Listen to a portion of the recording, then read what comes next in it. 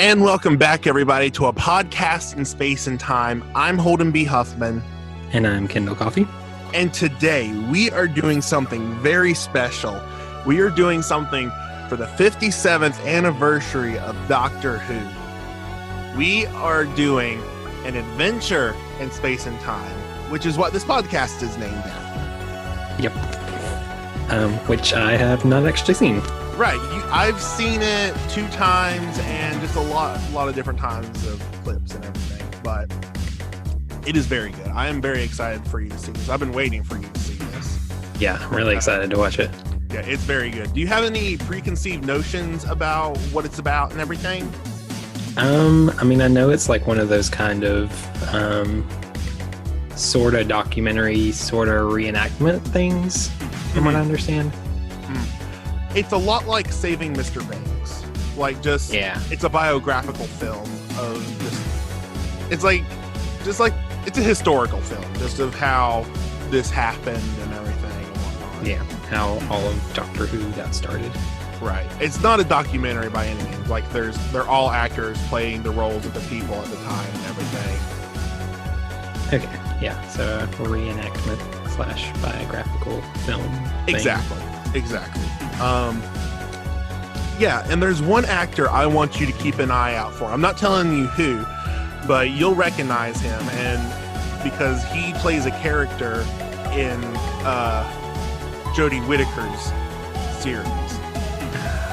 Okay. So I want you to just keep it. You'll recognize him when you see him, but just keep your eye out. Well, okay, everyone, we are going to dive right down into an adventure in space and time, and we'll be right back. All right, we just finished watching Adventure in Space and Time. Kendal, any initial thoughts for our first viewing? Yeah, I thought it was great. Definitely, I don't know, I liked it a lot. Which I expected to like it a lot, for sure. But right. I was a little bit, I was like, it's a Gaddis episode, though, or a Gaddis film, I guess.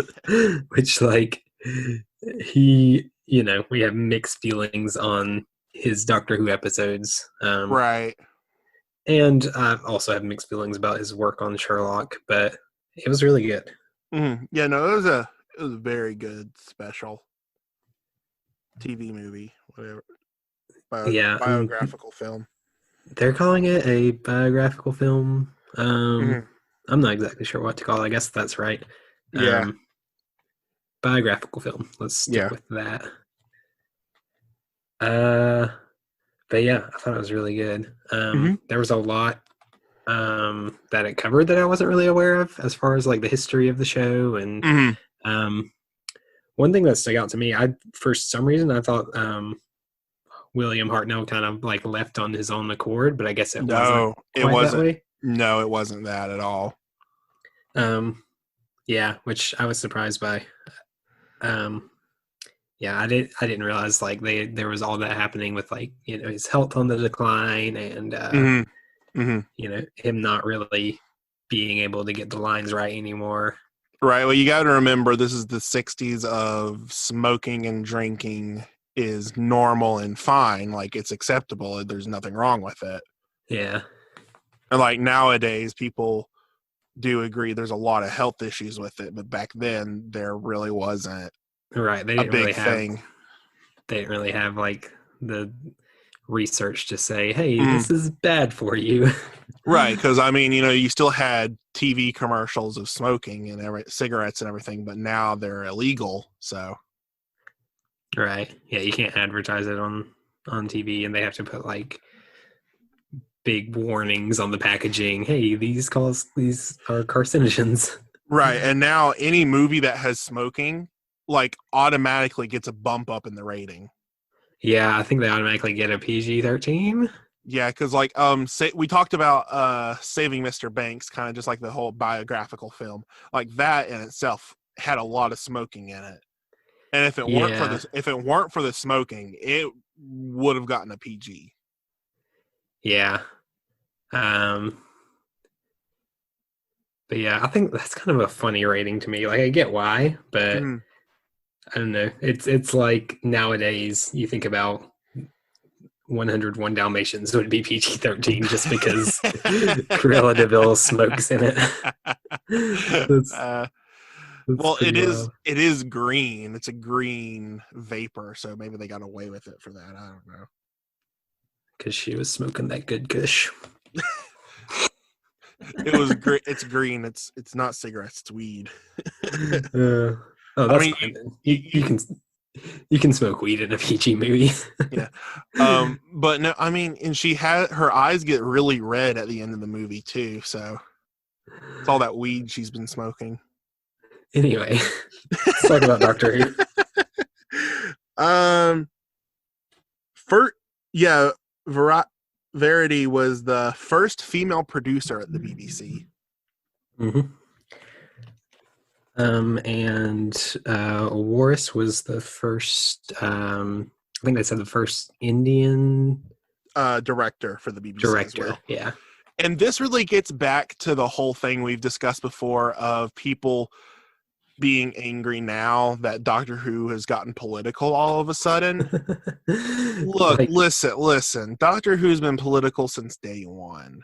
the show was created by a Jewish woman and an Indian man, and you think it's not going to be political? Come on, Yeah, y'all. for real. Like it just really drives me insane in a way of like people claiming that, and Yeah, it's I don't know. I mean, it's obviously different it's political. It's different politically in a way than it was then, but that's because politics have changed. right. Yeah, I thought it was. I don't know. It was very good. There was some funny stuff. I thought it was funny that like one of the things that Sydney Newman like specifically said was no 10 robots or bug-eyed monsters, and that's like it's like half the show. Exactly.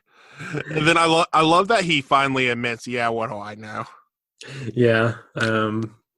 Yeah, with like the Daleks were the big thing that made Got him realize. 10 million viewers. Which I thought that sounded like a really big number, but I also don't Mm-hmm. know how I don't know much about like TV ratings. So maybe that's 10 million televisions tuned into the channel. yeah. I don't know, that seems like a very large number for like England in the 1960s. Right. Well, again, we're not from England, so Yeah. So like mm. I mean it was obviously very popular. Right. And then Sydney Newman's pop, pop, pop. Yeah, I thought that was funny. Passion vinegar.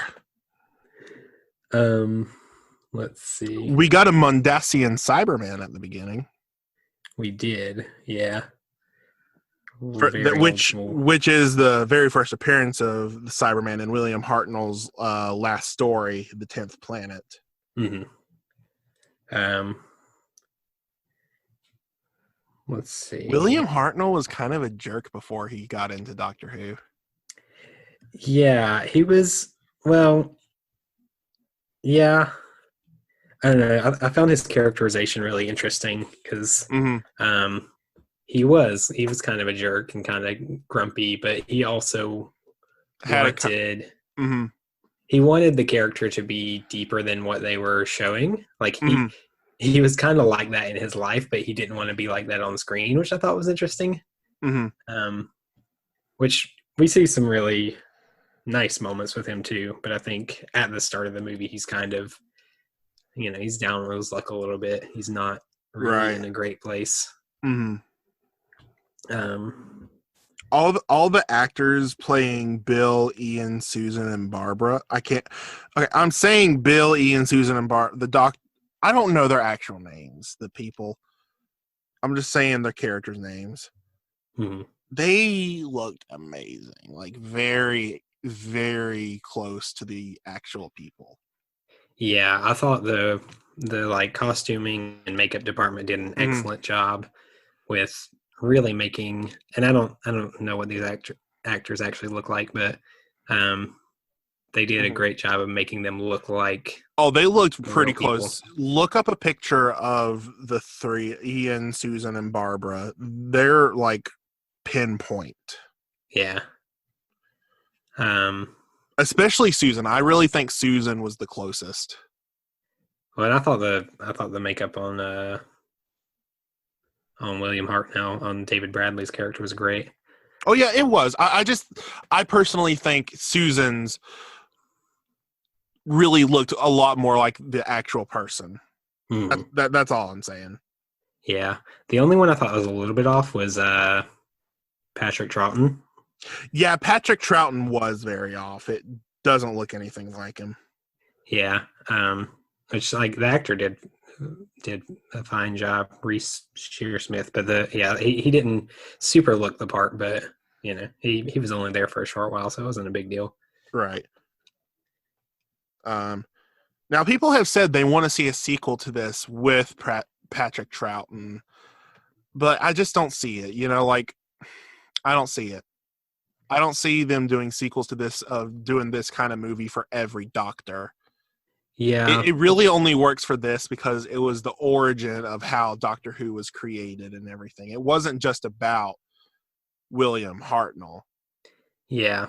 You would definitely lose a lot of the like mythos and grandeur of this film if you just did like a follow-up, because so much of this is seeing how this whole thing started, and there's a lot of really interesting things to take from that you wouldn't really get from a sequel. Right. A line I really enjoyed from Hartnell's granddaughter was, "Does the Doctor make people better?" Just like, that's a very great parallel of how the Doctor actually is. Yeah. And I thought it was interesting, like, how you could tell he put a lot into his performance of things that he knew that she would enjoy, you know, like, right. With him being really particular about like the buttons and everything, he was thinking about that because he knew she would notice, you know. Right. I thought that was nice, which is very true, because like, people about the buttons, because people notice that stuff, and like back then they didn't really think they would, but they really do. Yeah, and kids notice that stuff. Like, there's a story I've heard from when J.R.R. Tolkien was he originally created The Hobbit as like a bedtime story for his kids, and he would tell it to them almost every night. And the reason he wrote it down was because his son Christopher would like point out when he got the details wrong. Like, he said one night that Thorin had a green cloak, and then the next night he said he had a blue cloak, and then Christopher's like, "No, wait, last night you said he had a green cloak." So Tolkien has to go and like write down this detail to make sure he gets it right. Oh, that's amazing. He just wrote the whole story, and that's how he got The Hobbit and then Lord of the Rings eventually. Because, because a kid noticed that you got it wrong. You got to get it right next time. Wow, that's impressive. I did not know that. I love that story. Something that I just found hilarious was the one caveman, after the sprinkler systems went off and the caveman came back. He's like, "Are we on yet? Am I on yet?" Like, there's always that one in theater or anything that doesn't know what's going on, and like, they're in their own world, and then they come out at the wrong time thinking it's time for them to come on. It happens every production I've done. There's always that one guy. Yeah. It always seems to start with like cavemen too, like as far as time travel stories go. You always, for some reason, they like to start in the Stone Ages. Well, I can understand for this because budget.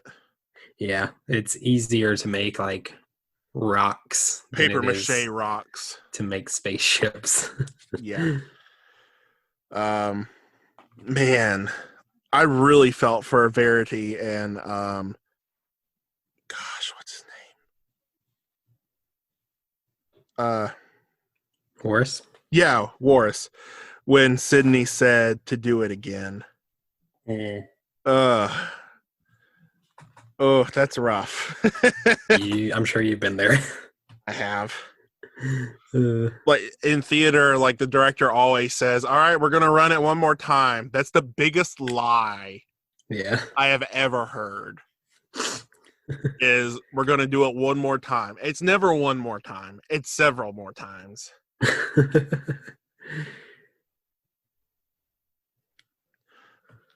Great parallels between Cindy Newman reading the script for the Daleks and the JFK assassination.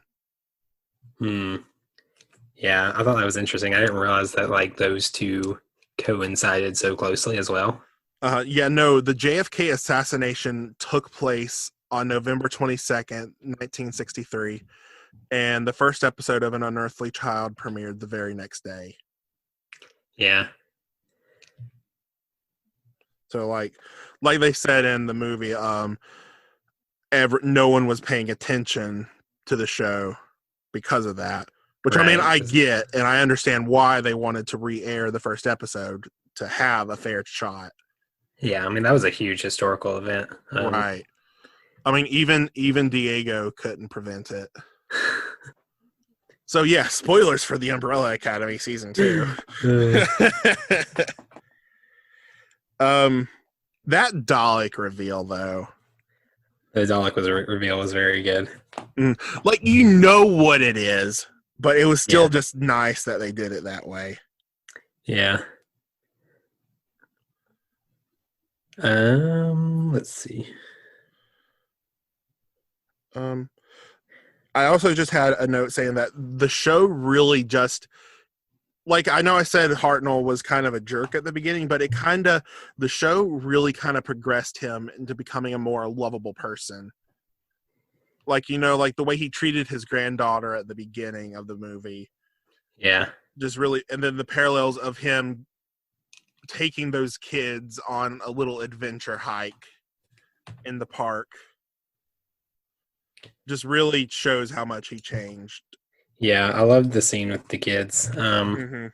Which I wonder too, like, you know, how much of that was dramatization for the film and how much of that is how he actually was. But it's true. I mean, you got to remember some of it is fact and fiction. That's how it is for these kind of films. You know, they got to add in a little stuff to.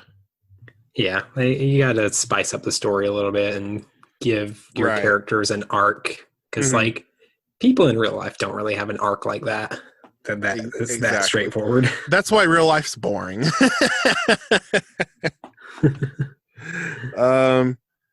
Yeah, the Dalek invasion of Earth. That was Susan's last episode until she came back. The actress did come back a few years later in the Five Doctors special, where they got another actor to play William Hartnell's first Doctor. So there has been, I think, 3 or 4 actors that have played the first Doctor. William Hartnell, David Bradley, and then 2 others, I believe. 1 or 2 more. Yeah. I liked that. Thought it was funny when somebody said they say it's too scary for the kids. They have no idea. Like, we want to scare the kids, not traumatize them. Yep. I'm thinking, honey, wait till you get to the Weeping Angels. Get to New Who. Wait till you get to the Weeping Angels and the Silence. Yeah. Vashta Narada. Oh gosh, yeah. I just love the usage of "we just want to regenerate the show." There was a couple lines like that were like a little on the nose. Yeah. The other one, although I get teary-eyed whenever I hear it, but it's still kind of on the nose, is I don't want to go. Yeah. That one was and then when they were telling William about the character, and he's like, Doctor Who. Well, the thing is, they actually use that one in the show. Yeah. So I don't blame them for actually using that in this either. And then somebody described one of the studios as smaller on the inside, the one they were supposed to film in. Yeah. I told them, there's only one man in England for this job. No, couldn't they get him? I've got one more note before spoilers. Okay. Just Matt Smith. Matt Smith. What did you think about that part? Did you know that was coming? Or I feel like I'd seen that clip before. Okay. But I forgot it was coming. Yeah, I thought it was cool. When did this movie happen in relation to his run? 2013. It was before the 50th anniversary special, before the Day of the Doctor. Okay. So he was still in the reigns of the Doctor, but it was already announced he was leaving. Yeah. Yeah, I thought that was a cool moment. I kind of wish there had been a couple Doctors there. I thought that would have been really neat. Like, I'm sure there were constraints as to why they couldn't have several Doctors there, but I thought it would have been cool to see, like, see a couple others. Right. Because I really saw it as a nice moment of William Hartnell just looking to the future of what the show will become and whatnot. Yeah. And it worked with just 11, but I think it would have been even more impactful with a couple of the others. I said it could have worked well with they had already got Tom Baker to do the 50th, that one cameo. So it's just really I don't know. But it would have worked if they at least Tennant and Smith they could have gotten, because I mean they already had Tennant available. Yeah. Yeah, if they could have gotten Tom Baker, that would have been cool. But I understand they probably had some kind of. I mean, I'm sure there are reasons why they could only get Matt. It was still a nice moment. Right. Probably because Matt was still under contract to do anything Doctor Who. Yeah. And they're like, well, David's not under contract and we can't get him. So here, Matt. We'll get who we can. Yeah. I've only got 2 more things, and that's in the spoiler section. What about you? That's all I've got. Okay. Spoiler warning. Yeah, no joke. Okay. I don't know how to start these anymore. I don't either. No brains in a glass jar. Yeah.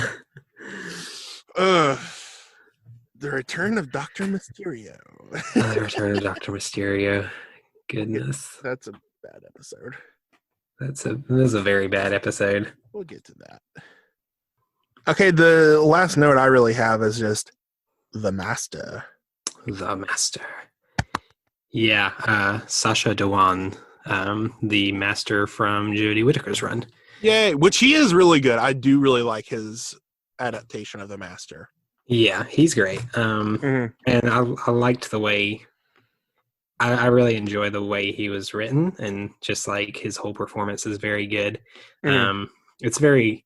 He has like kind of a mix of like over the top and also a little bit sinister, but yeah, I thought he was really good in this as well. A very different character. It threw me off guard a little bit. Right? Like I had forgotten he was in this. Like I watched this again a few months ago after after series 12. And I'm like, wait, what? Yeah. I forgot he was in this. Yeah. Yeah, I really liked his character though. I thought he was cool and charming, I guess. I don't know. Yeah. Very flirtatious with Verity. Yeah, they had a thing. They had a thing. They had a thing. At least in the film. I know they worked at the end of it they said they worked together on several projects after Doctor Who. Right. So maybe they had a thing in real life too. Who knows? I don't know. I mean, I guess we could do research about it. What is research? We don't do that on this show. said every conservative ever. Ooh. Oh, hot take. There's a hot take. Oh, okay. Well, I think that's all before we. Well, if you're still listening to this show, you know you're not conservative. Anyway, so yeah, because we've said a lot of things that they would disagree with, and they would stop listening. Probably. Yeah. Okay. Well, thank you everybody for joining us for this very special episode of Doctor Who for the 57th anniversary. Join us this Saturday for our normal schedule. Join us this Saturday where we go back to our normal schedule, where we will be talking about Doctor Who Series 2, Episode 11, Fear.